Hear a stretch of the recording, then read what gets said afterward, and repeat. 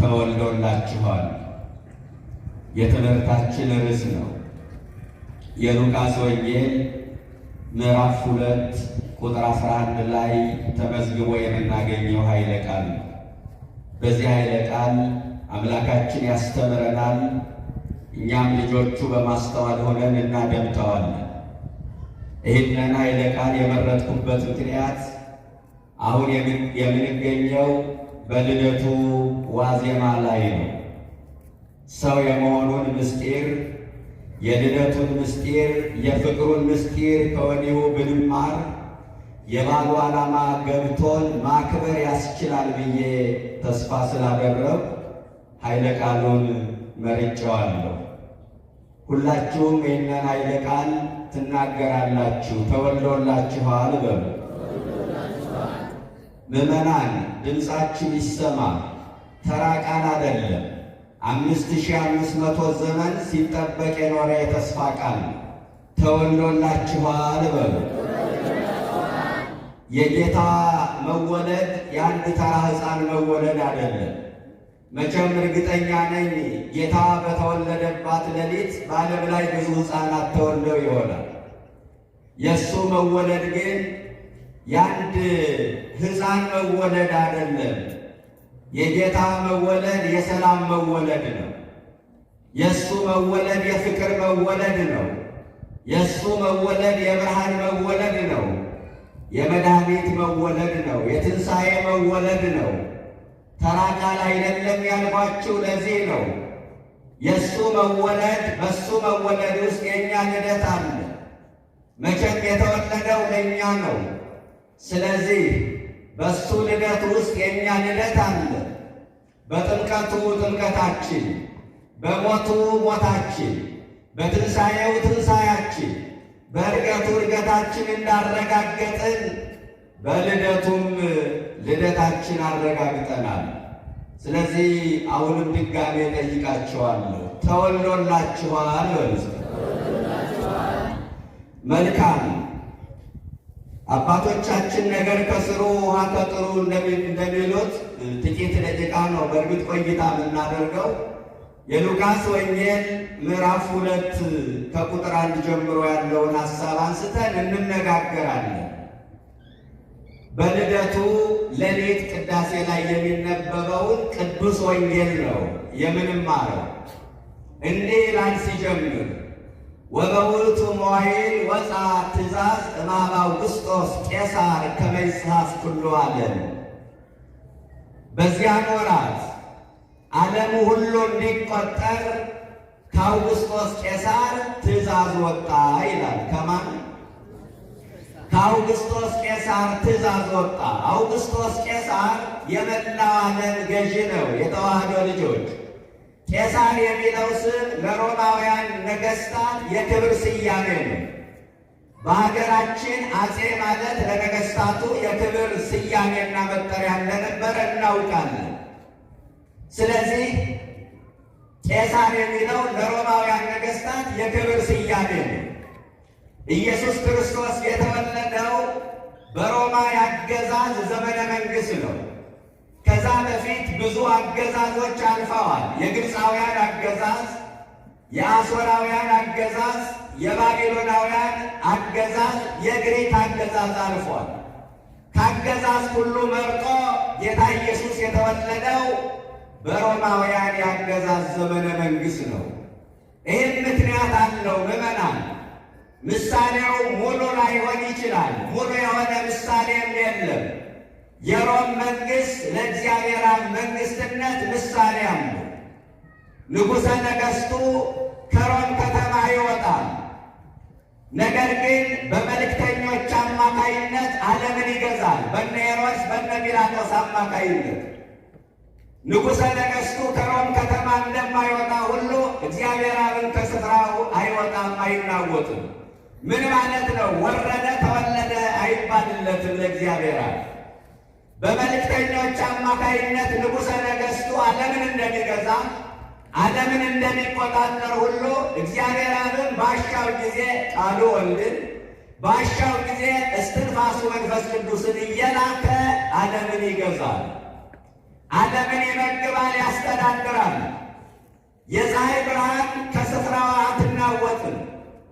ነገር ግን ከስፍራዋ ሳትናወጥ ብርሃኗን ሙቀቷን ለዓለም ታደርሳለች። ፀሐይ በትምህርተ ሥላሴ ፀሐይ ለሥላሴ ምሳሌ ሆና ቀርባለች። ፀሐይ ሦስት ሁነቶች አሏት። አካል አላት፣ ብርሃን አላት፣ ሙቀት አላት። በአካሏ አብ ይመሰላል፣ በብርሃኗ ወልድ ይመሰላል፣ በሙቀቷ መንፈስ ቅዱስ ይመሰላል። የፀሐይ አካሏን እንደማናየው ሁሉ እግዚአብሔር አብንም አላየነው። በእቅፉ ያለው አንድ እርሱ፣ በአባቱ እቅፍ ያለው እርሱ ተረከልን ስለ እርሱ እንጂ እግዚአብሔር አብን አላየነው። የፀሐይ ብርሃኗን እንደምናይ ወልድን ሥጋ ለብሶ አይተነዋል። የፀሐይ ብርሃን ከስፍራዋ ሳትናወጥ ሙቀቷን ብርሃኗን ለዓለም እንደምታደርስ ሁሉ እግዚአብሔር አብን ሙቀቱ መንፈስ ቅዱስን ብርሃኑ ወልድን እየላከ ዓለምን ይመግባል፣ ያስተዳደራል፣ ይገዛል። ኢየሱስ ክርስቶስ በሮማውያን አገዛዝ ዘመነ መንግሥት የተወለደበት ምክንያት ለዚህ ነው። ምዕመናን፣ የተወለደው ደግሞ የሰው ዘር እንዲቆጠር አዋጅ በታወጀበት ዕለት ነው። ክርስቶስ የተወለደው የሰው ዘር በሚቆጠርበት ዕለት ነው። ለምን?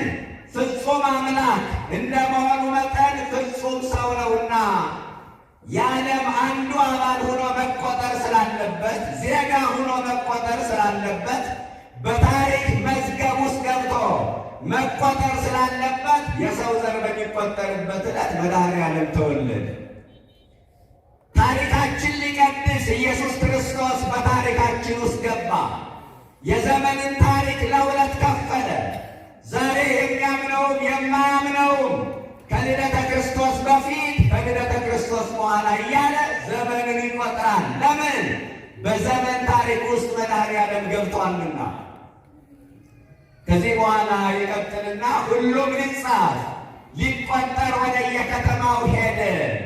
ዮሴፍም ከዳዊት ቤትና ወገን ስለነበረ ከገሊላ ከናዝሬት ከተማ ተነስቶ ቤተልሔም ወደ ምትባል ወደ ዳዊት ከተማ ጸንሳ ከነበረች ከእጮኛው ከማርያም ጋር ሊቆጠር ሄደ። ከማን ጋር?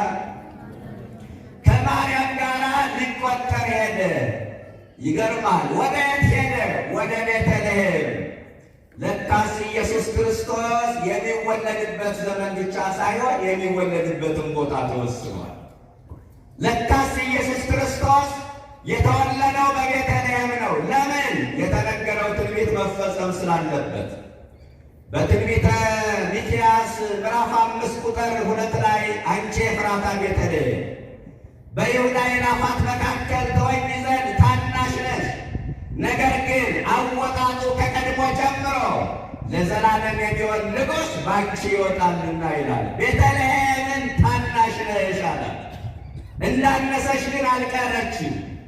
ኢየሱስ ክርስቶስ ሲወለድባት ከፍ ብላለች። እንዳነስን አንቀርም። ምእመናን፣ በዝቅታ ውስጥ አንቀርም። ከፍ የምንልበት ጊዜ አለ። ቀና ቀና የምንልበት ጊዜ ይመጣል። እንኳን ሰዎችን ሀገርን ቦታን ያከብራል። እንኳን ሰውን ሀገርን ከፍ ከፍ ያደርጋል ኢየሱስ ክርስቶስ። ቤተልሔም ታናሽና የተናቀች ከተማ ነች። በነገራችን ላይ በልደቱ የተናቁ ነገሮችን ሲመርጥ እናያለን። በጣም የሚደንቀው ነገር ይህ ነው። ልትከታተልልን የሚገባው ነገር በልደቱ የተናቁ ነገሮችን ሲመርጥ እናያለን። ሰው የመሆኑ ምስጢር ምዕመናን ሊገባን ይገባል። ለምን እንደሆነ ታውቃላችሁ? አሁን የሚለጨለጨው ነገር ሰው የመሆኑን ምስጢር እንዳያስረሳ እፈራለሁ። መብሉ፣ መጠጡ፣ ዘፈኑ፣ ጨዋታው፣ ጭፈራው ሰው የመሆኑን ምስጢር የልደቱን ምስጢር እንዳያደበዝዝብን እፈራለሁ። ፈረንጆቹ ያመጡብን ጣጣ የሚለጨለጨው ነገር እንዳይሸፍንብን እፈራለሁ። ልደቱ ሲመጣ ምንድን ነው ትዝ የሚላችሁ?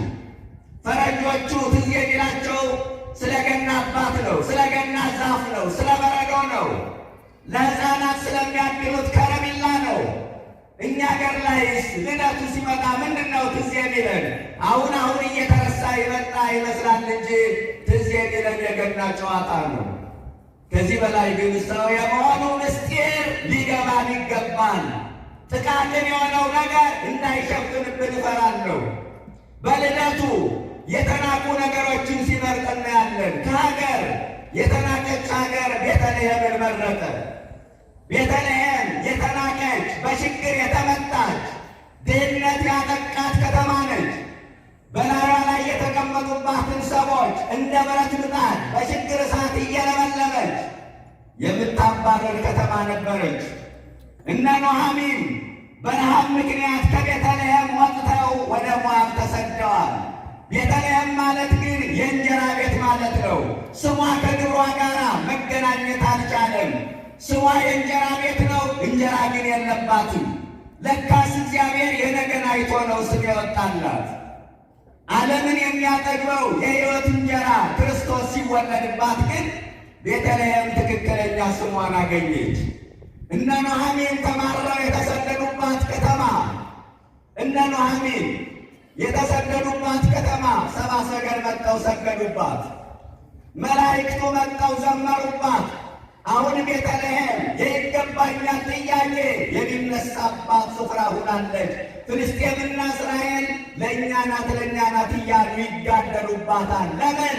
ክርስቶስ ሲወለድባት ዋጋ አገኘች። የተናቁትን ሊያከብር የተረሱትን ሊያስታውስ እንደመጣ ለማስረዳት በተናቀች ሀገር በተናቀች ከተማ በቤተልሔም ተወለደ። አንዱ በልደቱ የምናየው ይህ ነው። ሁለተኛ ከቦታ የተናቀ በረትን ሲመርጥ እናያለን። ከቦታ ምንን መረጠ? ንገሩ ይባል። በረትን ሲመርጥ እናያለን። መንገድ ላይ ስለተወለዱ ሕፃናት ሰምታችሁ ይሆናል። በረት ላይ የተወለደ ሕፃን ሰምታችሁ ታውቃላችሁ? በረት ላይ የተወለደ የዓለም መድኃኒት ብቻ ነው። ስሙ ለዘላለም የተመሰገነ ይሁን። እሱ ብቻ ነው። በቤተ መንግሥት ይወለዳል ተብሎ ሲጠበቅ በከብቶች በረት ተወለደ። ለዓይን በማይመች ለአፍንጫ በማይመች ስፍራ ተወለደ። ከአንዲት ልዕልት ይወለዳል ተብሎ ሲጠበቅ ከአንዲት ድሃ ድንግል ተወለደ። ወርቀ ዘቦ ግምጃ ይለብሳል ተብሎ ሲጠበቅ በጨርቅ ተጠቀለለ። እንዲያውም ሉቃስ አሁን ቀጥሎ እናየዋለን፣ በመጠቅለያ ተቀለለችው። ይህ መጠቅለያ አባቶቻችን ምን ብለው ይተረጉሙታል? ሰፋፊ ቅጠል። ቅዱስ ያሬድም ወከደነቶ እሙ ቆጽረ በለሶን፣ እናቱ የበለስ ቅጠል ቆርጣ ለበሰችው ይላል። ለምን? አዳም ዕፀ በለስን በልቶ ጸጋው ተገፎ ነበርና ዕፀ በለስ በልተ ጸጋ ቢገፈፍ ዕፀ በለስ ለብሼ ቅጠል ለብሼ ጸጋህን እመልስልሃለሁ ሲለው መድኃኔዓለም የበለስ ቅጠል ለበሰ። ስለዚህ ወርቀ ዘቦ ግምጃ ይለብሳል ተብሎ ሲጠበቅ በጨርቅ በቅጠል ተጠቀለለ። ጦር ሰብስቦ ከሮማውያን የቅኝ አገዛዝ ነፃ ያወጣናል ተብሎ ሲጠበቅ እሱ ግን የሰላም ሰው ነበረ። ሳይታገል የጣለ ሳያቆስል የማረከ እንደ ኢየሱስ ማን አለ? ክብርና ምስጋና ለስሙ ይሁን። እንደሱ ማን አለ? በኢየሩሳሌም ይነግሣል ተብሎ ሲጠበቅ መስቀሉን ዙፋን አድርጎ ሞተ። እንደጠበቁት ሆኖ ስላልመጣላቸው የገዛ ወገኖቹ አልተቀበሉትም ይላል። ለምን? እነሱ የሚጠብቁት እንዳልኳችሁ በቤተ መንግሥት የሚወለድ ኢየሱስ ነው። ከአንዲት ልዕልት የሚወለድ ኢየሱስ ነው። በጠበቁት መንገድ አይደለም ጌታ ወደዚህ ዓለም የመጣው። ሰዎች ከሚጠብቁት በተለየ መንገድ ስለመጣ ለአንዳንዶቹ ጌታ ከፍ አለባቸው፣ ለአንዳንዶቹ ዝቅ አለባቸው፣ ለአንዳንዶቹ ራቀባቸው፣ ለአንዳንዶቹ ረቀቀባቸው። እንኳን ለእኛ ለመላእክት ሳይቀር እኮ ረቀቀ። ሐሰስዎ በአርያም በሰማይ የፈለጉት ጌታን ሰማይ ላይ የፈለጉት ጌታ መሬት ላይ ሲያዩት ወሰላም በምድር ብለው አመሰገኑት። እንደገና በመሬት ያዩትን ጌታ ደግሞ በሰማይ ሲያዩት ስብሐት ለእግዚአብሔር በሰማያት ክብር ለእግዚአብሔር በአርያም ይሁን ብለው አመሰገኑት። ለመላእክቱም ሳይቀር ረቀቀ። ምዕመናን፣ የሚገርመው ነገር ግን በሰማይም ያዩት በምድርም ያዩት በአንድ አካል በአንድ ባህሪ በተዋህዶ የተገለጠው የድንግል ልጅ መድኃኔዓለም ነው። የተዋህዶ ልጆች እሱ ነው። ስለዚህ ከቦታ የተናቀ በረትን ሲመርጥ እናያለን። ሶስተኛ ከጾታ ሴትነትን ሲመርጥ እናያለን። ዛሬ ላይ አለን። ስለ ትናንት ነው የምነግራችሁ። አይሁድ ለሴቶች ካላቸው ንቀት የተነሳ ሴትን በዘር ሐረግ እንኳን አስገብተው አይቆጡም። የማቴዎስ ወንጌል ምዕራፍ 1 የክርስቶስ የዘር ሐረግ የተቆጠረበት ነው። አብርሃም ይስሐቅን ወለደ፣ ይስሐቅ ያዕቆብን ወለደ እያለ ይቀጥላል። የሚገርማችሁ ነገር የኢየሱስ ክርስቶስ የዘር ሐረግ የተቆጠረው በዮሴፍ በኩል ነው። እመቤታችን በምስል ከጀርባ ነው የመጣች። ለምን? ሴትን በዘር ሐረግ አስገብቶ መቁጠር ስህተት ነው በአይሁድ አስተሳሰብ። ለሴቶች ካላቸው ንቀት የተነሳ እስካሁን ድረስ የሴት ልጅ መባል ስድብ ነው አይደል? ኢየሱስ ክርስቶስ ግን ከሴቲቱ ተወልዶ የሴት ልጅ መባል ስድብ ሳይሆን ክብር መሆኑን አስተማረን። ክብርና ምስጋና ለስሙ ይድረሰው። ክብር መሆኑን አስተማረን። የሴቶችን እኩልነት ያረጋገጡልን የዘመናችን መሪዎች አይደሉም፣ ኢየሱስ ክርስቶስ ነው። የሴቶችን መብት ያስከበሩልን የዘመናችን ባለስልጣናት አይደለም፣ ኢየሱስ ክርስቶስ ነው። ያለ ወንድ ዘር ከሴቲቱ ተወልዶ እኩልነታችሁን ያረጋግጡ። ከጾታ ሴትነትን ሲመርጥ እናያለን። ሶስተኛው ይሄ። አራተኛ ከስራ እረኝነትን ሲመርጥ ታያላችሁ። ምንን ሲመርጥ? እረኝነትን ሲመርጥ ታያላችሁ። መቼም እረኝነት አሁንም ድረስ የተናቀ ስራ ነው። በግ ጠባቂ ማን ይፈልገዋል? ማንም አይፈልገው። ኢየሱስ ክርስቶስ ግን ከጥንት ጀምሮ ከእረኞች ጋር ጉዳይ አለው። ዳዊት እረኛ ነው። ከእረኝነት ጠርቶ ለመንግሥት መረጠው። ትቢያ ላይ አስነስቶ ዙፋን ላይ አስቀምጠው። ከትቢያ አስነስቶ ዙፋን ላይ አስቀመጠው። ኮፍያውን አንስቶ ዘውድ ጫነለት። ቁምጣውን አውልቆ የክብር ልብስ አለበሰለት። ሙሴ እረኛ ነው። በኮሬብ ተመረጠ።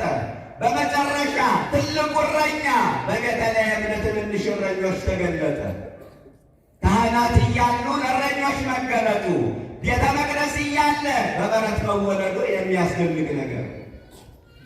ከስራ የተናቀ እረኝነትን ሲመርጥ እናያለን። አራተኛ።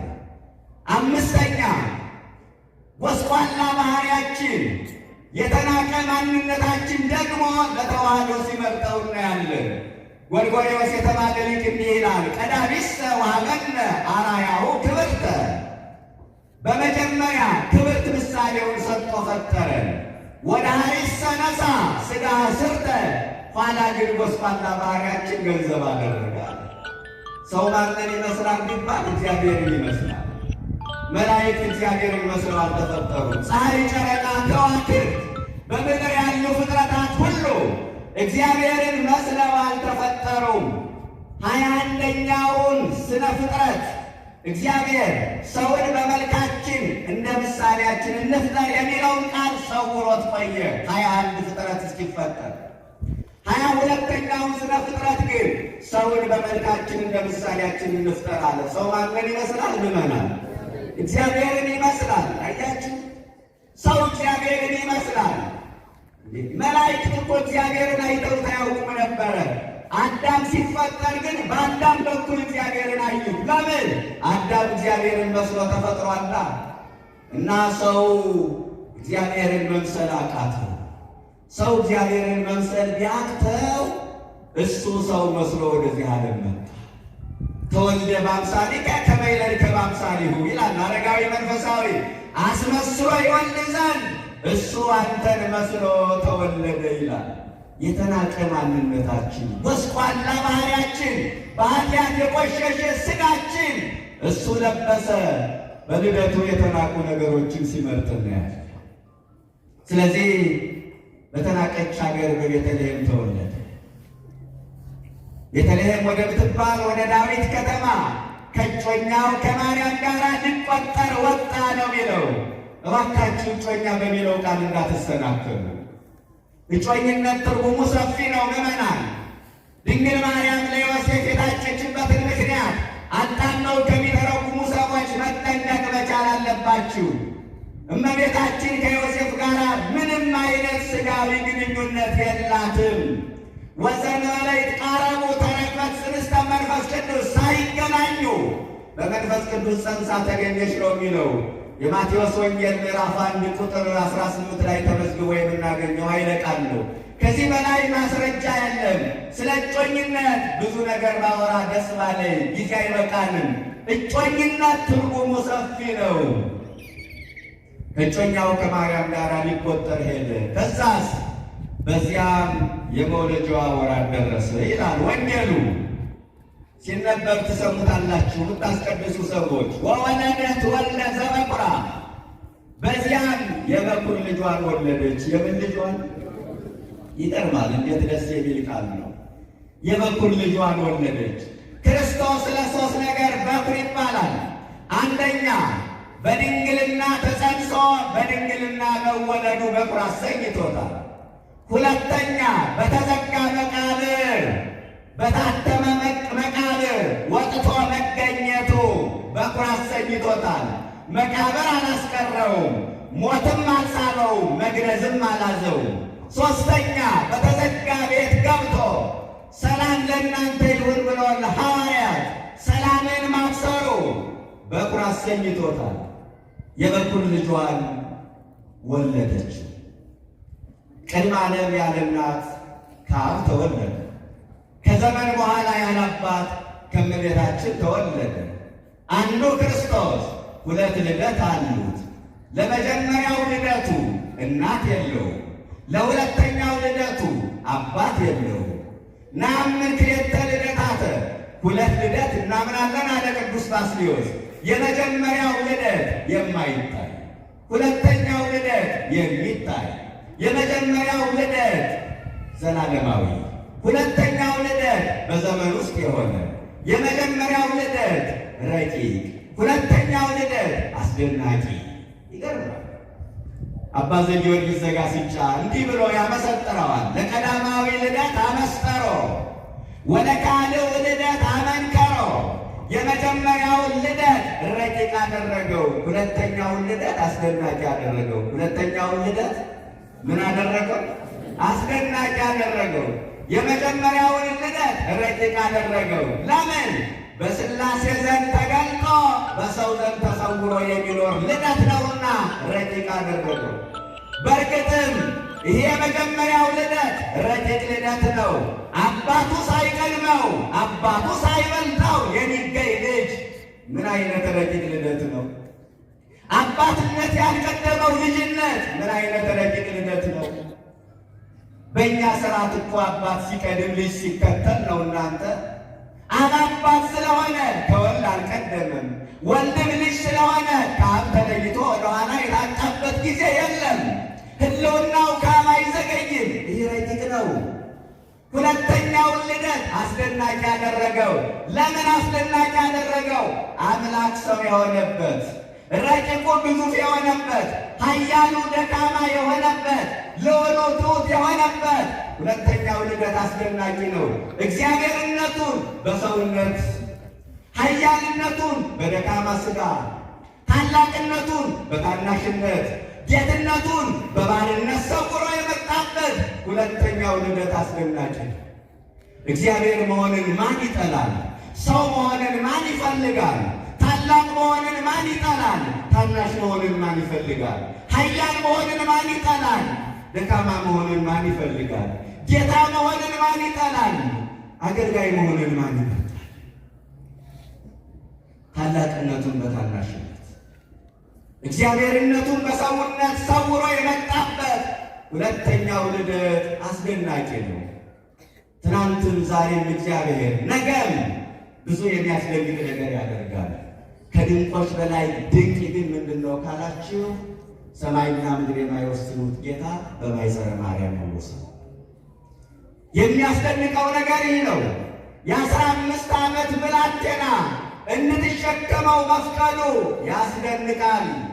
ሰማይ ዙፋኑ፣ ምድር መደገፊያው የሆነለት ጌታ የዕለት ጽንሱ ሆኖ በማኅፀነ ማርያም ማደሩ ያስደንቃል። እናንተ ጠፈር ላይ ስለወጡ ሰዎች ትደነቃላችሁ። ከዚህ በላይ የሚያስደንቀው ባለ ዙፋኑ ባለ በረስ ሲሆን ማየት ነው። ስሙ ለዘላለም የተመሰገነ ይሁን። ባለ ዙፋኑ ባለ በረስ ሲሆን ማየት ነው። ከዚህ በላይ የሚያስደንቀው ኃያል አምላክ ሕፃን ሆኖ ሲወለድ ማየት ነው። ከዚህ በላይ የሚያስደንቀው የዘላለም አባት አንድ ተብሎ ዘመን ሲቆጠርለት ማየት ነው። ከዚህ በላይ የሚያስደንቀው ዓለምን የሚመግበው ጌታ ከአንድ ታናሽ ብላቴና ሲለምን ማየት ነው፣ መታየት ነው። ይሄ ያስደንቅም የተዋህዶ ልጆች። እኔ የሚገርመኝ ነገር የእሱ መወለድ ያስደንቃል፣ የእመቤታችንም መውለድ ያስደንቃል። እግዚአብሔር ሆኖ አለቀሰ። የእሱ ማልቀስ ያስደንቃል። የእሷ ደግሞ ማባበል፣ እሹሩሩ ማለት፣ አይዞ ማለት አያስደንቅም? በጣም ያስደንቃል እኮ ምዕመናን። የእግዚአብሔር ልጅ የሰው ልጅ ተብሎ እንዲጠራ መፍቀዱ ያስደንቃል። እኛን ወደ ሰማይ ሊያወጣ እሱ ወደ መሬት መውረዱ ያስደንቃል። እኛን በክብር ዙፋን ላይ ሊያስቀምጥ እሱ በውርደት በረት መጣሉ ያስደንቃል። እኛ ከመላእክት ጋር እንድንዘምር እሱ ከእንስሳት ጋር ማደሩ ያስደንቃል። ብዙ የሚያስደንቁ ነገሮች አሉ። እናቱን ፈጥሮ የተወለደ ልጅ አይታችሁ ታውቃላችሁ? ይህ እኮ ያስደንቃል። ድንግል ፈጣሪዋን ወለደችው፣ እርሱም እናቱን ፈጠረ። እናቱን ፈጥሮ የተወለደ ልጅ፣ እናቱን በእድሜ የሚበልጥ ልጅ፣ ከዚህ በላይ ግን የሚያስደንቅ ነገር አለ። ሁለተኛውን ልደት አስደናቂ ያደረገው አለ። ይህ ሁሉ የተከናወነበት ሁለተኛው ልደት እጅግ አስደናቂ ነው አለ። የበኩር ልጇን ወለደች፣ በመጠቅለያም ጠቀለለችው። በእንግዶች ማደሪያ ስፍራ ስላልነበራቸው በግርግም አስተኛቸው። በምን አስተኛቸው? በግርግም አስተኛቸው። ለጊዜው ለእንግዶች ማደሪያ ስፍራ ስላልተገኘ ቤተልሔም በእንግዶች ተጨናንቃለች። ምዕመናን ምን ብያቸዋለሁ ቅድም? ክርስቶስ የተወለደው በየት ነው? በቤተልሔም ነው አይደለ? ቤተልሔም የዓለም ሕዝብ ለቆጠራ ሂዷል። ክርስቶስ የተወለደለት ነው የሰው ዘር የተቆጠረው። ሁሉም ለቆጠራ የሄደው የቱ ጋር ነው? ቤተልሔም።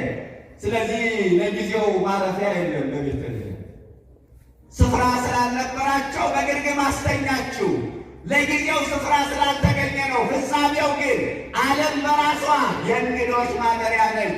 እች ምድር በእንግድነት የምንኖርባት ምድር ነች። ወላግድ ከመኩሉ አበዊ አለ ዳዊት፣ እንደ አባቶች ለዚህ ምድር እንግዳ ነን። በኩንትራት የምንኖርባት ምድር ነች። እች ምድር ስደተኛ ጣቢያ ነች። ይቻለም ምዕመናን ስደተኛ ጣቢያ ታውቃላችሁ? ሰው ስደተኛ ጣቢያ ላይ ይቆያል እንጂ አይኖርበትም። እች ምድር ስደተኛ ጣቢያ ነች። አዳምና ሔዋን ዕፀ በለስ በልተው ትእዛዝ እግዚአብሔርን አፍርሰው ወደዚህ ምድር ሲመጡ እንዲቆዩ እንጂ እንዲኖሩ አልተፈቀደላቸውም። ለምን? ዓለም በራሱ የስደተኛ ጣቢያ ነች። ሞት የሚባል ቪዛ እስኪመታልን ድረስ ለሁላችንም የምንጠብቀው። አንዳንዱ 30 ዓመት፣ አንዳንዱ 40 ዓመት፣ አንዳንዱ 60 ዓመት ይጠብቃል። ዓለም በራሱ የእንግዶች ማደሪያ ነች። በእንግዶች ማደሪያ ስፍራ ስላልተገኘላቸው በበረት አስተኛችው። ስፍራ የለም አሏት ሰዎች። ወደ እንስሳቱ በረት እመቤታችን ጌታን ጸንሳ ሄደች። አይመችም እንጂ ከተመቸ እኛ ጋር ተወለድ ብለው ሰዎች የገፉትን ጌታ እንስሳቱ ተቀበሉት እላቸዋለሁ። እንስሳቱ ተቀበሉት። ሰዎች ገፉት። የመጣላቸው ሰዎች ገፉት። ያልመጣላቸው እንስሳት ተቀበሉት። የመጣላቸው ሰዎች ስፍራ የለም ብለው በር ዘጉበት። ያልመጣላቸው እንስሳት ትንፋሻቸውን ገበሩለት። የመጣላቸው ሰዎች ረገሙት። ያልመጣላቸው መላእክት ዘመሩለት። እኛ ገፋ ነው፣ እንስሳቱ ተቀበሉት። እኛ እየገፋ ነው፣ የሚቀበል ጌታ አለ። እኛ ናቅ ነው፣ እሱ አከበረን። እኛ ጠላ ነው፣ እሱ ወደደን። እኛ ራቅ ነው፣ እሱ አቀረበን። በዚህ በመጽሐፍ ኪዳን አንድ ትርጓሜ ትዝ አለኝ። እየጠላ ነው የሚወድ፣ እየገፋ ነው የሚቀበል። አባ መቃርስ ይባላል። ደቀ መዛሙርቱን አስከትሎ ሲጓዝ ሕፃናት ተሰብስበው በዚህ ማዶና በዚያ ማዶ ሆነው ቡድን ቡድን ይላሉ። ትርጓሜ ላይ ያለ ነው ነግራችሁ። ከምን ከምን ይላሉ? እዚህ አካባቢ ያሉት ሕፃናት ከምን ከምን ይላሉ? እዛ ማዶ ያሉት አንድ ባለጸጋ አለ፣ እሱ ይወደናል፣ እኛ እንጠላዋለን። አንድ ድሃ አለ፣ እሱ ይጠላናል፣ እኛ ደግሞ አብዝተን እንወደዋለን። ይህ ነው እንቆቅልሽ። ቁሞ ያደምጣቸዋል። ከዛ ማልቀስ ጀመረ። ትርጉሙ ገብቶታል። ደቀ መዛሙርቱ አልገባቸውም። ምን ሆነ ነው የምታለቅሰው አሉት። እግዚአብሔር በእነዚህ ሕፃናት ላይ አድሮ እየወቀሰን ነው። ባለጸጋ የተባለ ጌታ ነው። እሱ ይወደናል ማለት ፍቅር ስቦት ወደዚህ ዓለም መጣ፣ በበረት ተወለደ። እኛ እንጠላዋለን ማለት እሱ እንደ ፈቃዱ መኖር አቃተን። ባለጸጋው እሱ እስመ ባሕር እግዚአብሔር ወያክል ለኩሉ፣ ለሁሉ የሚበቃ ባለጸጋ፣ ለጋሽ እጆች ያሉት ባለጸጋ፣ አንዴ መስጠት ከጀመረ እየነጋገረ መስጠት የሚችል ባለጸጋ፣ ብዙ ለጋሽ ሀገራት እርዳታ ሰጪ ድርጅቶች አሉ። በለጋሽነቱ ተወዳዳሪ የማይገኝለት የእርዳታ እጁን የማያጥፍ ባለጸጋ የድንግል ልጅ መድኃኔዓለም ብቻ ነው። ስሙ ለዘላለም የተመሰገነ ይሁን። እሱ ብቻ ነው ባለጸጋው፣ እሱ ነው። ይወደናል ማለት ፍቅር ስቦት ወደዚህ ዓለም መጣ። እኛ እንጠላዋለን ማለት እንደ ፈቃዱ መኖር አቃተን። ድሃ የተባለ ዲያብሎስ ነው።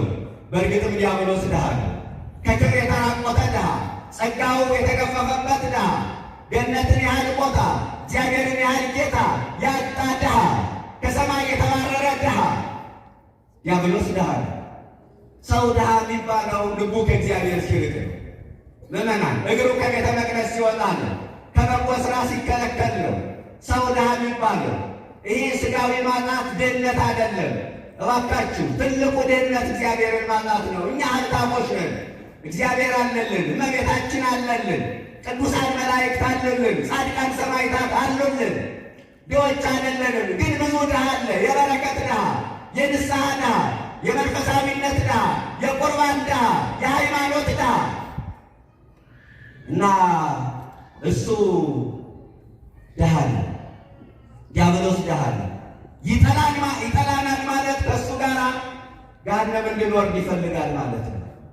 እኛ እንወደዋለን ማለት ዲያብሎስን ደስ የሚያሰኝ ሥራ እንሰራለን ማለት ነው ብሎ ተረጎመላቸው። እየጠላ ነው የሚወደን፣ እየገፋ ነው የሚቀበልን ማለት ይህ ነው። በእንግዶች ማደሪያ ስፍራ ስላልነበራቸው በግርግም አስተኛችሁ። እመቤታችን ጌታን ጸንሳ ወደ ሰዎች ሂዳ ስፍራ የለም ሲሏት ከእሷ ጀርባ ማንን ነው እየከለከሉ ያሉት? ከእሷ ጀርባ ለማን ነው ስፍራ የለም ያሉት? ንገሩ። ለኢየሱስ ክርስቶስ ነው አይደለ? አያችሁ፣ ስፍራ የለም ያሉ እሷን የመለሱ ነው የመሰላችሁ። ግን የመለሱት በሆዷ ያለውን ኢየሱስ ክርስቶስን። ለድንግል ማርያም ስፍራ የሌለው ትውልድ ለክርስቶስ ስፍራ ይኖረዋል ተብሎ አይታሰብም። እመቤታችን ቢቀበሉ ኑሮ ጌታን ይቀበሉ ነበረ። እመቤታችን ያልተቀበለ ትውልድ ጌታን ይቀበለዋል ተብሎ አይታሰብም። ዛሬ ዓለም ለጌታ ለእመቤታችን ስፍራ የለውም። በእንግዶች ማደሪያ ስፍራ ስላልነበራቸው በግርግም አስተኛችው።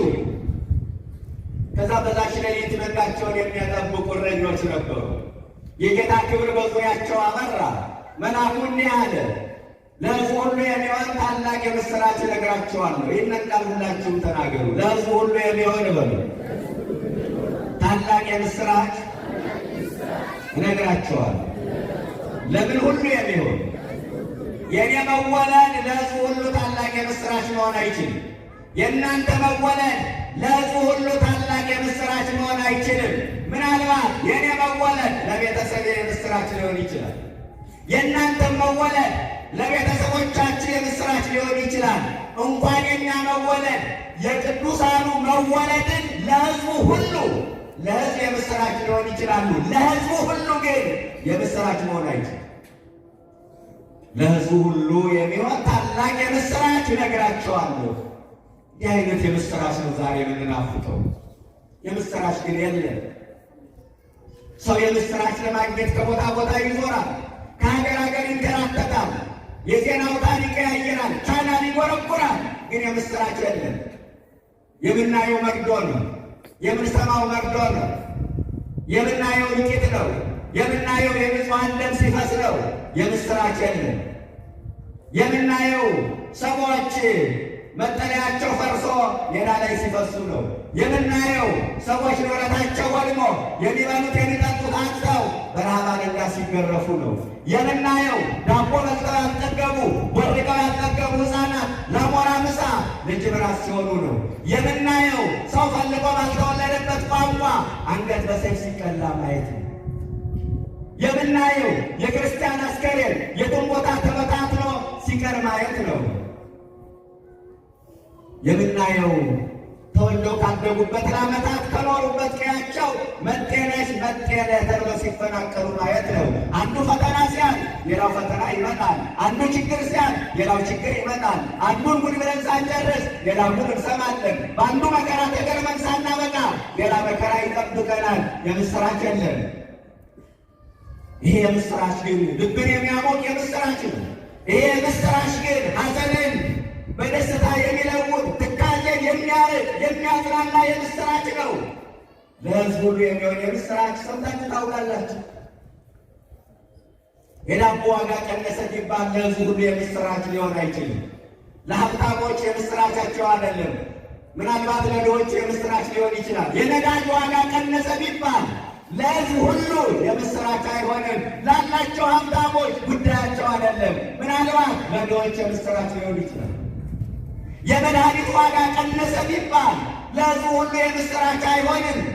ለበሽተኞች የምስራች ሊሆን ይችላል። አለው ለሚሉ ወጣቶች ግን የምስራች አይሆንም።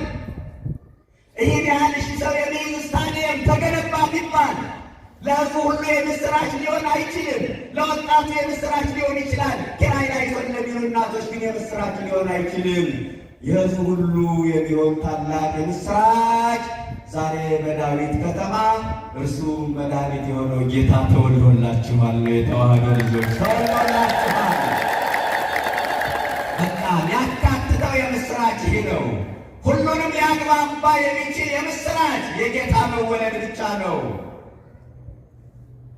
ለሕዝቡ ሁሉ የሚሆን ታላቅ የምስራች እነግራችኋለሁ። እርሱም በዳዊት ከተማ መድኃኒት ክርስቶስ ተወልዶላችኋል። እያሳጠርኩት ልሂድ 10 ደቂቃ ብቻ ታግስ። ያንንም ላልቆይ ይችላል። ከዛ ምልክቱም እንዲህ ይሆንላችኋል፣ ይህን ምልክት ይሆንላችኋል ይላል ሉቃስ ሲናገር። ሕፃን ተጠቅልሎ በግርግም ተኝቶ ታገኙታላችሁ። ሕፃን ምን ብሎ ተጠቅልሎ፣ ሕፃን ተጠቅልሎ በግርግም ተኝቶ ታገኙታላችሁ። ይገርማል። ሉቃስ ሕፃን ይለዋል፣ ማቴዎስ ደግሞ የተወለደው ንጉሥ ይላል። ይገርማል። ዘገባቸው በራሱ ይደንቃል። ሉቃስ ሕፃን ይለዋል የተወለደው፣ ማቴዎስ ደግሞ የተወለደው የአይሁድ ንጉሥ ወዴት ነው ይላል። ቢወለድ አንድ ሕፃን አልጋ ወራሽ ሆኖ ይወለዳል እንጂ ንጉሥ ሆኖ ይወለዳል እንዴ? ከመወለዱ በፊት ንጉሥ፣ ሲወለድ ንጉሥ፣ ከተወለደ በኋላ ለዘላለም ንጉሥ ኢየሱስ ክርስቶስ ብቻ ነው። የተዋህዶ ልጆች እሱ ብቻ ነው ለዘላለም ንጉሥ። በሚታይ ዕድሜ ቢሆን ለዚህ ሕፃን 70 ሰገል ወድቀው አይሰግዱለትም ነበረ። በሚታይ ሕፃንነት ግን ዘላለማዊ አባትነት አለ። በሚታይ ሕፃንነት ዘላለማዊ ንግሥና አለ። በሚታይ ሕፃንነት ዘላለማዊ አምላክነት አለ። ስለዚህ 70 ሰገል ዘውዳቸውን አንስተው ለዚህ ሕፃን መሬት ላይ ተነጥፈው ሰገዱለት። ለምን ካላችሁ በሚታይ ሕፃንነት ዘላለማዊ አባትነት አለ። ሉቃስ ሕፃን አለው። ኢሳይያስም እንደዛ ነው የሚለው በትንቢተ ኢሳይያስ ምዕራፍ 9 ቁጥር 6 ላይ ሕፃን ተወልዶልናል ወንድ ልጅም ተሰጥቶናል አለ። ተወልዶልናል ነው ያለው። ሕፃን ወለደች አይደለም የሚለው እመቤታችን። የተወለደው ለእሷ ብቻ አይደለም ለሁላችንም ጭምር ነው። ሕፃን ተወልዶልናል ወንድ ልጅም ተሰጥቶናል አለ። ሰጪው ስጦታ ሆኖ መጣ።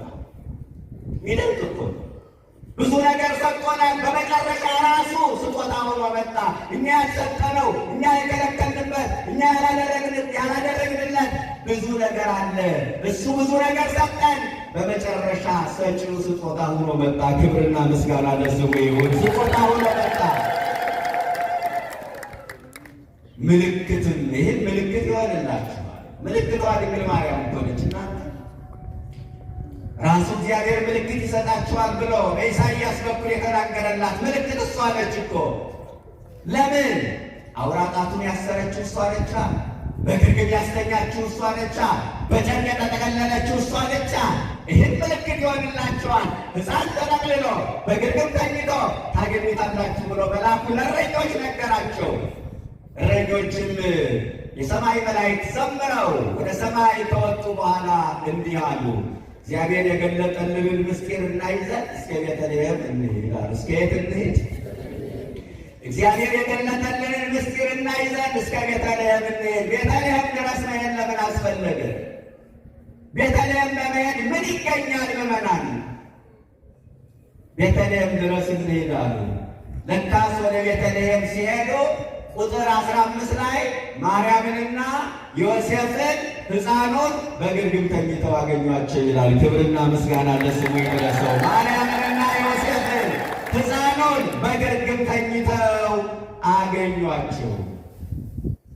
ቤተልሔም የቀሩ ሰዎች ይህ ሁሉ ያመልጣቸዋል። ቤተልሔም ማናት? ምዕመናን አማናዊቷ ቤተልሔም ይህች ቤተ ክርስቲያን ነች።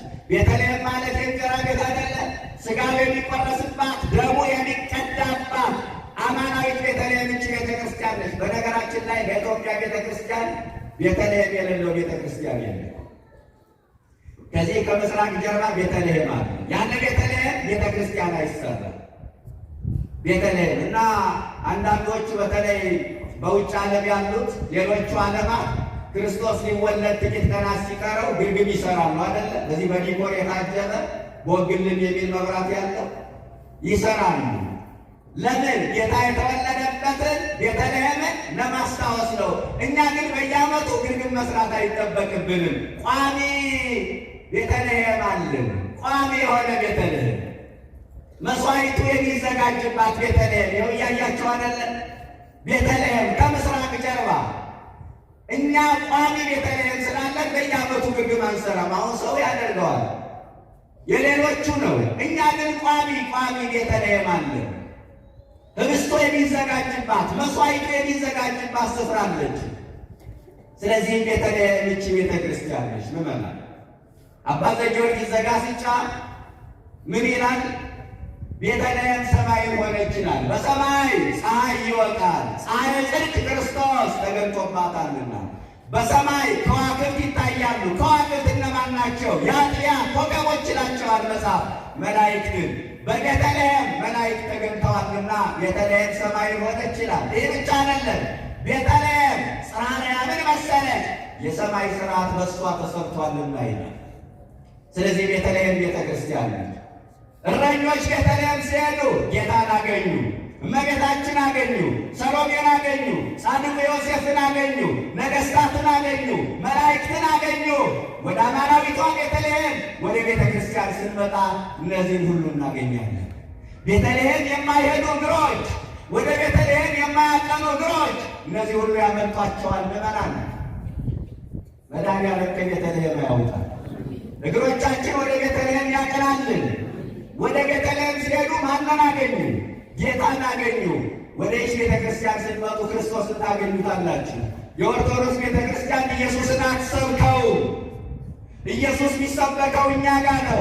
ወደ እኛ አምልኮ ስፍራ ብትመጡ ጌታን ታገኙታላችሁ ይሏቸዋል። ለመሆኑ ጌታን ያገኘ ነው እኛ ወይስ እነሱ? ሥጋው የሚበላ በእኛ ቤት እኮ ነው። ደሙ የሚጠጣ በእኛ ቤት እኮ ነው። እኛ እኮ ክርስቶስን ያወቅነው በልተነው ነው፣ ጠጥተነው ነው። ከቃል በላይ ይህች ቤተ ክርስቲያን እኮ ክርስቶስን በድርጊት ትሰብከዋለች። ስሙ ለዘላለም የተመሰገነ ይሁን። ከቃል በላይ በድርጊት ትሰብከዋለች። ወደ ቤተልሔም ሲሄዱ እረኞች እመቤታችን አገኙ። ወደ ይህች ቤተ ክርስቲያን ስትመጡ ወደ አማናዊቷ ቤተልሔም ድንግል ማርያምን ታገኟታላችሁ። የኦርቶዶክስ ተዋሕዶ ቤተ ክርስቲያን እናትና ልጁነት አንድ ላይ የምትፈጽመው የአምልኮ ስርዓት የላትም። ጌታን እንዳገኘን እመቤታችን እናገኛለን። ለጌታ የባህሪ ምስጋና እናቀርባለን፣ ለእሷ የጸጋ ምስጋና። ለጌታ የባህሪ ስግደት፣ ለእሷ የጸጋ ስግደት እናቀርባለን። የጌታ ታምር ከተነበበ በኋላ ቀጥሎ የእመቤታችን ታምር ይነበባል። የጌታ ቅዳሴ ዛሬ ቢቀደስ ቀጥሎ የእመቤታችን ቅዳሴ ይቀደሳል። ለምን? እናትና ልጁን በጣጥላ የምትፈጽመው የአምልኮ ስርዓት ቤተ ክርስቲያኒቱ ስለሌላት። እረኞች ቤተልሔም ሲሄዱ እናትና ልጁን ስላገኙ ማለት ነው። እናትና ልጁን አገኙ። እና ወደ ቤተልሔም ስትመጡ እመቤታችን ታገኟታላችሁ። ታገኟታላችሁ ማለት ምን ማለት ነው? ውዳሴዋ ሲደገም፣ ቅዳሴዋ ሲቀደስ፣ ታምሯ ሲነበብ፣ ባሏ ሲከበር፣ ዝክሯ ሲዘከር፣ ስሟ ሲጠራ፣ መታሰቢያዋ ሲደረግ፣ ክብሯ ሲገለጥ ድንግልን ታገኟታላችሁ። ወደ ቤተልሔም እረኞች ሲሄዱ ማንን አገኙ? ዮሴፍን አገኙ። ጻድቁ ዮሴፍ ጻድቃንን ይወክልልናል። ወደ ቤተ ክርስቲያን ስትመጡ ቅዱሳንን ታገኛላችሁ። ቤተ ክርስቲያን በስማቸው ተሰርቶ ታቦት ተቀርጾላቸው ባላቸው ሲከበር፣ ዝክራቸው ሲዘከር፣ ገድላቸው ሲነበብ፣ ታሪካቸው ሲተረክ ታገኟቸዋላችሁ። እረኞች ቤተልሔም ሲሄዱ መላእክትን አገኙ። ወደ ቤተ ክርስቲያን ስትመጡ መላእክትን ታገኛላችሁ። በስማቸው ቤተ ክርስቲያን ተሰርቶላቸው ታቦት ተቀርጾላቸው ድርሳናቸው ሲነበብ ባላቸው ሲከበር ታገኟቸዋላችሁ። ወደ ቤተልሔም እረኞች ሲሄዱ ሰሎሜን አገኟት። ወደ ቤተ ክርስቲያን ስትመጡ ቅዱሳን አንስትን እነ ቅድስት ክርስቶስ ሰምራን እነ ቅድስት አርሴማን ታገኛላችሁ። አያችሁ። ቤተልሔም ሲሄዱ እረኞች ነገሥታትን አገኙ። ነገሥታት ሀብታሞችን ይወክላሉ። እረኞች ድሆችን ይወክላሉ። እቺ ቤተ ክርስቲያን ሀብታምና ድሃ ሰብስባ የያዘች ሁሉን የምታገናኝ ቤተ ክርስቲያን ናት። ክብርና ምስጋና ለስሙ ይሁን። ሁሉ የምታገናኝ ድሆቹ ቤተልሔምን ጥግ አድርገው ይሰፍራሉ፣ ምጽዋት ይቀበሉባታል። ሀብታሞቹ ደግሞ እጃቸውን ለምጽዋት የሚዘረጉባት አማናዊት ቤተልሔም እቺ ቤተ ክርስቲያን ነች። ቤተልሔም መምጣት ያልቻሉ ሰዎች አሁን የዘረዘርኳቸው ነገር በሙሉ ያመልጣቸዋል። አሁንም ደግሜ እነግራቸዋለሁ፣ እግሮቻችን ከቤተልሔም ያውጣል። ወደ ቤተልሔም እግሮቻችን ያቅናለን። ተወልዶላቸዋል፣ ተወልዶላቸዋል። የተዋህዶ ልጆች ዛሬ በዳዊት ከተማ እርሱም መድኃኒት የሆነው ክርስቶስ ተወልዶላችኋል።